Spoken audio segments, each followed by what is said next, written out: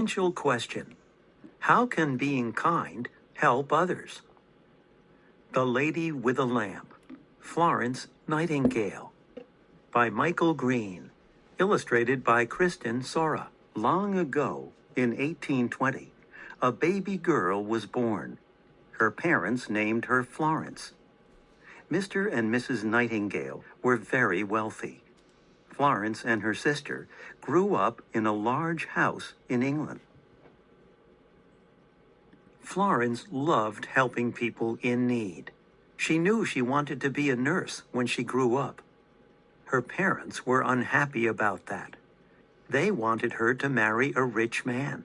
Women from families like Florence's did not become nurses.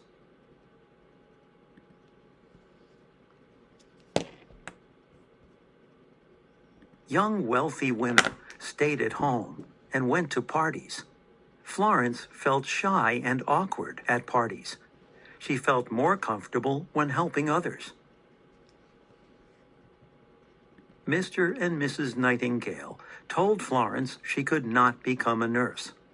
But Florence was stubborn. She left her home to go to Germany. There, she went to school to become a nurse.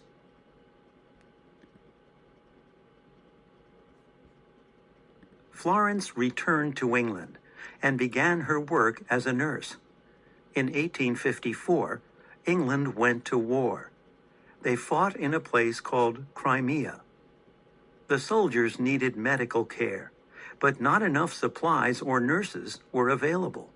Florence gathered many other nurses to help these men. The injured and sick soldiers stayed in very dirty rooms. Florence showed the army how to properly clean the rooms. She and the other nurses took care of the soldiers.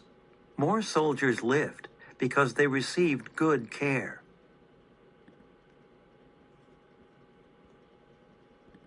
At night, Florence walked among the injured. She carried a lamp so she could see them. The soldiers were grateful for her. They called her the Lady with a Lamp. She taught others about the importance of clean water, fresh air, and supplies. Keeping patients warm and dry in cold weather helped too. She also felt that light was healthier than darkness.